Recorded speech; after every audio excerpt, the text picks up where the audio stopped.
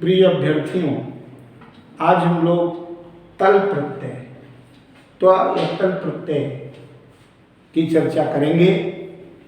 तल और त्व प्रत्यय, जो तल प्रत्यय होता है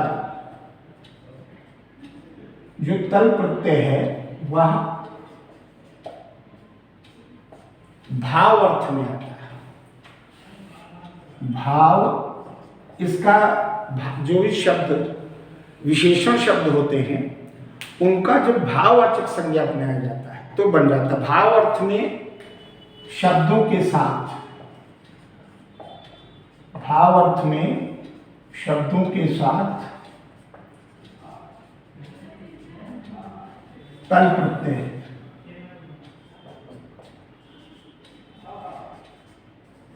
का प्रयोग, तल प्रत्यय का प्रयोग करें। जो भाव अर्थ, सभी लोग नोट कर लें, जो भाव अर्थ में शब्द का तल प्रत्यय प्रयोग करें और इसको त्व भी कर देते, त्व, तल भी तो त्व भी। क्यों? क्योंकि इसमें जो है तस्य भावस्त्व तलो, सूत्र है तस्य भावस्य त्व तलो।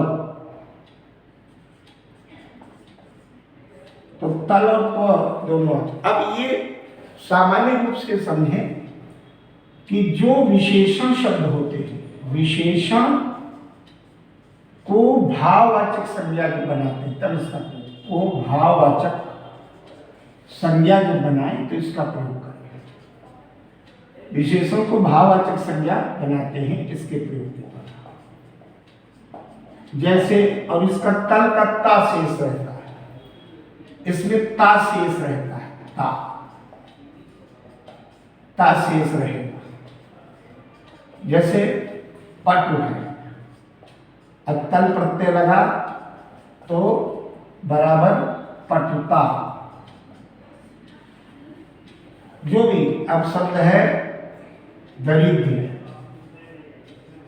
तो दरिद्र में तल प्रत्यय लगा तो दरिद्रता, ये प्रयोग हो गया। जो भी है, मतलब जहां जहां जो संज्ञा, जैसे कटु है तो कटुता, कोई भी शब्द जो विशेषण है उसमें लगा तो ये कटुता बन गया। बनाना बहुत आसान है, क्योंकि तस्य भावस्त्व तलो, भाव अर्थ में शब्दों के साथ इसका प्रयोग होता है, अर्थात विशेषण शब्दों को जो भाववाचक संज्ञा बनाते हैं तो इसमें आता है। जैसे दृढ़ से दृढ़ता, प्रभु से प्रभुता, ये बनता चला जाता है, दृढ़ता इत्यादि। अब इसके बाद हम लोग विचार करते हैं मतुप प्रत्यय। मतुप प्रत्यय में मतुप का ही कभी वतुप आदेश होता है, प्रत्यय वस्तुता है मतुप प्रत्यय।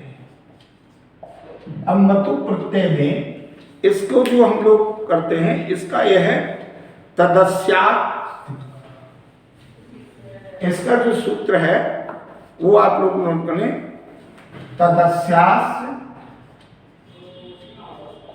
तदस्यास्त्य,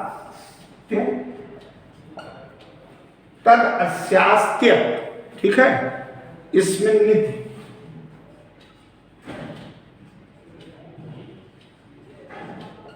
मतो, ये इसका सूत्र है। तो मतुप प्रत्यय के प्रयोग में विशेष सावधानी बरते। अब मतुप प्रत्यांत जो भी शब्द हैं पुल्लिंग में जब इनका रूप चलता है तो पुल्लिंग में भगवत की तरह, स्त्री में नदी की, स्त्रीलिंग में नदी की तरह और नपुंसक में जगत की तरह इनका रूप चलेगा। जैसे मान लीजिए शब्द हमने किया गुण, अब गुण में मतुप प्रत्यय आया, अब इसका बना गुणवान।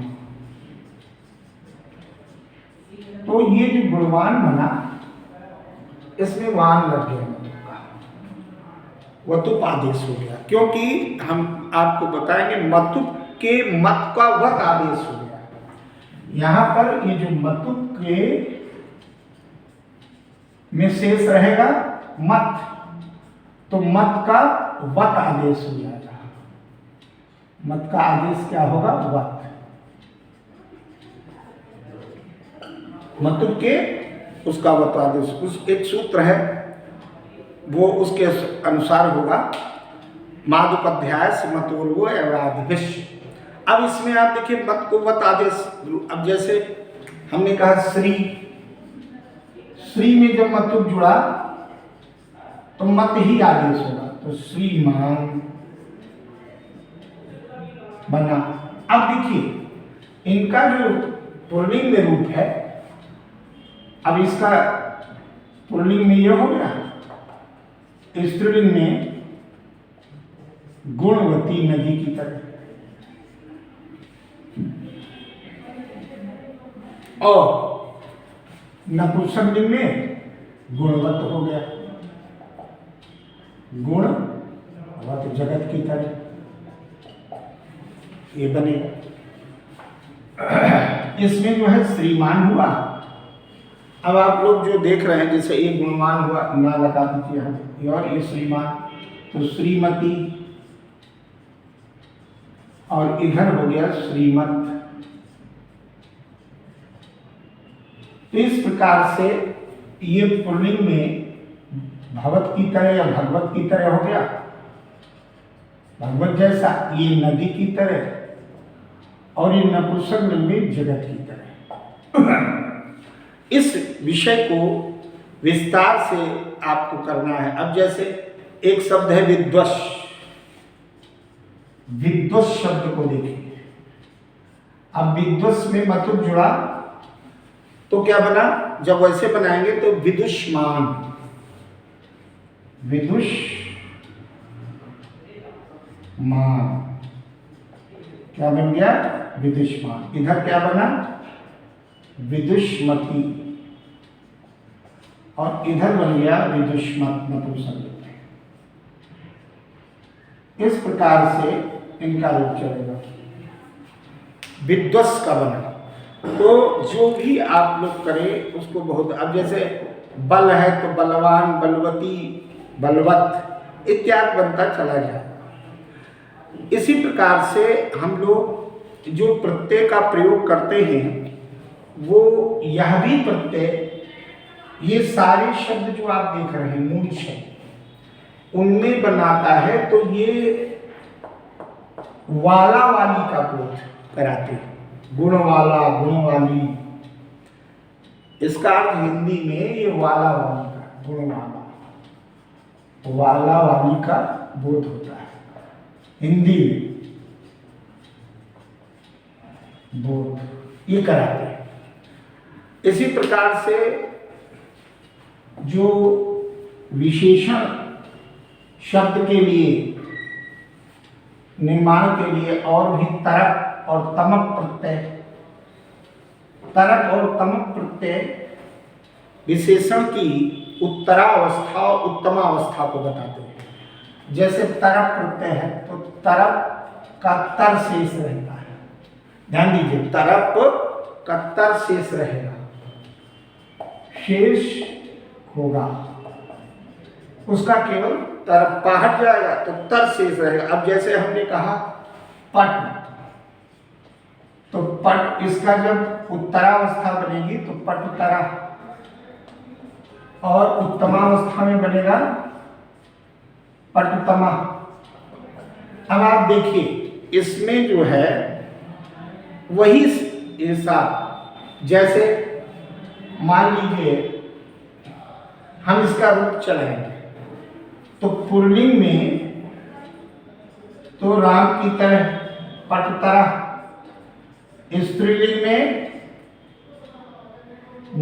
इसका रमा की तरह तो पटुतरा, और नपुंसकलिंग में पुस्तक या फल की तरह मान लो नपुंसकलिंग में। तो यहां हमने लिखा वो पटुतरा, पटु तमम, फलम होता है तो पट्टतमम हो गया। कोई भी शब्द जैसे गुरुतरा, तरफ लगा, और गुरु तरा, गुरु तमम, ये रूप चला राम की तरह, ये रमा की तरह, और ये फल की तरह। इसके भी रूप बनते चले जाएंगे और ये विशेषण की सामान्य अवस्था से बनते चले जाए। सामान्य अवस्था, उत्तरावस्था और उत्तमावस्था। ये मूलावस्था भी कह सकते हो, इसको उत्तरावस्था, इसको उत्तमावस्था। उसमें तरप का प्रयोग होता है। और इसी तरीके से जो तमप है, तमप रूप बनाता है, ये जो तरप बनेगा इसमें तरप आ गया इधर वाले में, और जो तरप है और ये तमप हो गया। जो उत्तमावस्था है वो तमप, दोनों एक साथ, तरप और तमप। उत्तरावस्था में तरप और उत्तमावस्था में तमप प्रत्यय लगता चला जाए। इसका एक और एक होता है ईयशुन और ईष्ठन। इन्हीं प्रत्ययों के लिए ईयशुन और ईष्ठन प्रत्यय का भी प्रयोग होता है, जिसको समझना बहुत जरूरी है। जैसे ईयशुन और ईष्ठन, ईयशुन और ईष्ठन, इसमें जो है जब इनका प्रयोग आ जाएगा ईयशुन और ईष्ठन में, तो ध्यान दीजिएगा कि जैसे मान लीजिए ईयशुन आया तो प्रशस्य च सूत्र इसका, प्रशस्य च मतलब किसी की प्रशस्ति में इसको कहा जाता है। प्रशस्ति में जैसे हमने कहा, अब देखिए एक शब्द है प्रिय, तो प्रिय में प्र आदेश होगा, प्रिय में प्र आदेश होगा। पहली चीज तो ये जान, प्र आदेश होगा, और जैसे ही प्र आदेश हो जाएगा उसका गुण हो जाएगा, तो ये बन जाएगा प्रेष्ठा। ये देखिए प्रेष्ठा लग गया, और यहां पर प्रत्यय लगी इष्ठन, इष्ठन प्रत्यय लग गया। अब मान लीजिए इधर वाला जो प्रेष्ठा लगा, अब हमको ईयशुन लगाना है, तो ईयशुन में, ईयशुन प्रत्यय में इसका बन जाएगा प्रेयान।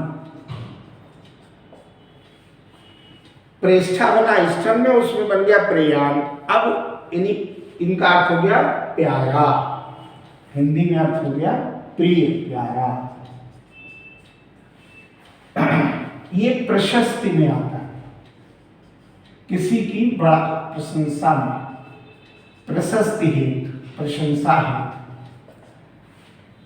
अब जैसे आपने कहा, हम लोगों ने कहा स्थिर, अब स्थिर मूल शब्द है, तो इसमें आदेश क्या होगा,